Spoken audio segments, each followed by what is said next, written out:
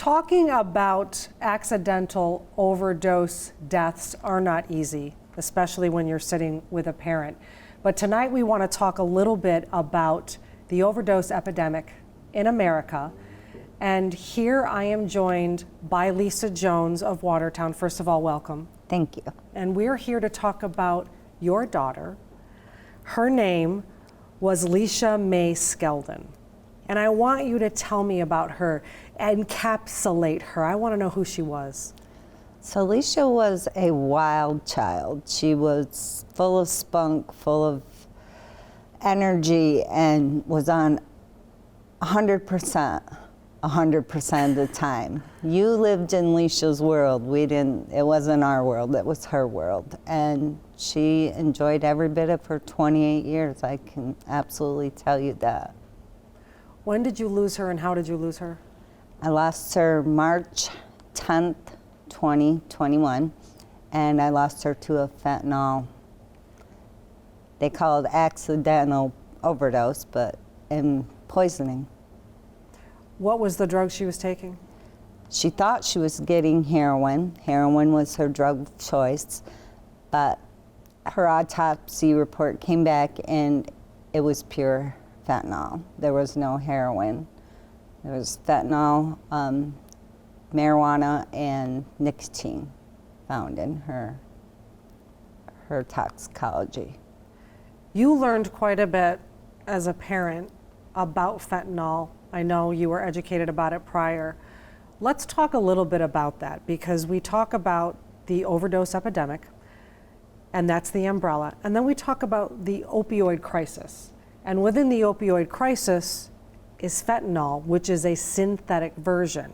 And it's not just found in heroin. It absolutely is not. It's in everything now. It's in cocaine, it's in methamphetamines, it's in any drug, marijuana. I've heard cases of children 21, overdosing or poisoned by fentanyl and marijuana.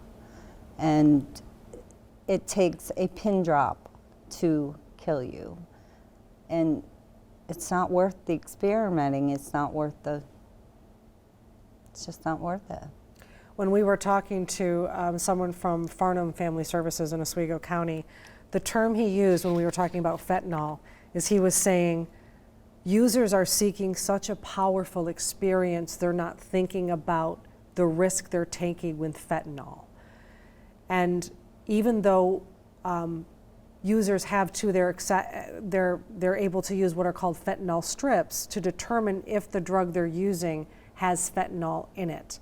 What has been your experience with those strips? Are folks using them? What are their thoughts with that? If you use, you know fentanyl's in almost everything.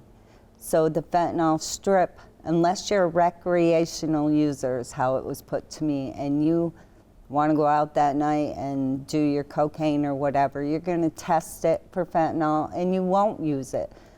But most people that have a substance abuse disorder know it's there and they're not going to use it, or if they test it, they test the part that it's not in. Maybe you have a 50-50 chance it's going to show up, it's not. So they just want that high. They're not going to, it's not going to matter. Yeah, they're after that experience. Is that what happened with Leisha?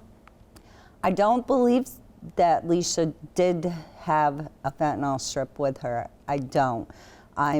She did have Narcan with her in the bedroom. So she knew the chance she was taking, but she knew the chance she was taking every time she used. She was a long-term user, and she struggled from 17 to 28, in and out of rehab, jail, prison. She knew what she was doing, but the pull is so strong, the demon is so strong. It just takes hold of you, and it's a very hard fight to get out of. It's a fight a lot of people don't understand unless they are in it or so close to it, like you were so close to it. What were some of those conversations like with her when you knew she was struggling? You told me about one time you were on the phone with her when she was in prison and you knew she had accessibility then. Well, usually Leisha was pretty honest with me, and usually she would be, what's done is done, Mom. I did what I did. But there's one in particular time that I picked her up out of places no mother should have to go. And this was later on in her use. And I picked her up at a house, and she couldn't even walk. I had to carry her. Me and one of her friends carried her into the house, or carried her into the car. We got her in the car, we got home. Now, I normally would not let her be around her children like this, ever. And one of her daughters was there, and she still remembers it. She was like 4, she's 11 now. She still remembers it. So I brought her home, and after she was released, I helped her take her shower, I did whatever I had to do, and fed her and whatever. And she's like, I gotta leave, and I'm like, Leisha, please don't leave, please don't go back. And this is the day I realized it's not just a matter of fact of putting the drugs down. She couldn't put them down. She's like, Mom, I don't wanna leave, I have to leave. You don't get it. You don't understand. It's not. Do you think I wanna live like this? Do you think that I want to put you through this? Do you think I want to put my kids through this? I don't. I have to. And I gave her a hug and let her leave, tell her I loved her. She said, I love you. You're the best mom. And if I could kill that man that put that needle in my arm the first time when I was 17, I would, because it has ruined my whole life, your life, the life of my children and our family. Your reaction alone is why it's so important that people understand exactly what you said. It is a pull that it cannot be defined. And I think addiction is often judged, but the way you have described it is perfect, because the pull is so great, and you saw your own child going through this torture. And now because of that, because of the loss, which is tremendous, and I'm so grateful that you're here to share your story, and I'm sorry because I know it's difficult.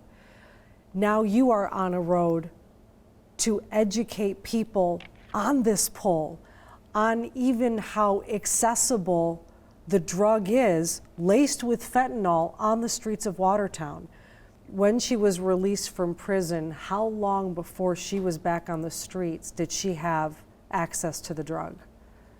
I'm gonna say by the time she got into Watertown, she probably had drugs in her hand within 2 hours. That speaks to how easy it is to get. Not to mention she'd been gone 2 years, so she had to reconnect. But she had 6 hours to work on that on the way home. So that shows that the accessibility is still very much there and the ease is still very much there. Absolutely. How does she get in touch with people when she needs the drug? We talked about. She had already set up to have a cell phone. So she had a cell phone as soon as she got out of prison. And I'm sure that's how it all came about. And so it's a 6-hour trip back to Watertown. Within 2 hours, I'm sure she had the drugs in her hand, and she had money already on a green card. Leisha had like 10 girlfriends and 10 boyfriends at all times, so people were drawn to her. What are you doing now to raise awareness and get the word out about the dangers of opioids? I do a lot in the community as much as I can. On Leisha's birthday, we went out and held up signs in the square. Her first birthday gone, handed out cupcakes, held up signs telling about the 93,000 people that have died in 2021 to fentanyl.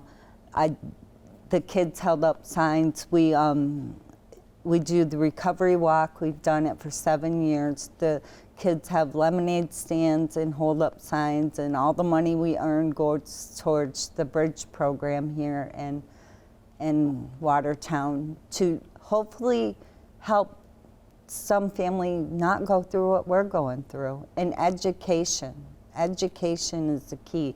If you're going to listen to me, if I have on a shirt like this and you ask me about it, I take every opportunity to say, this is what happened. And I don't want your family to go through that. And it's very accessible, and it's in your backyard.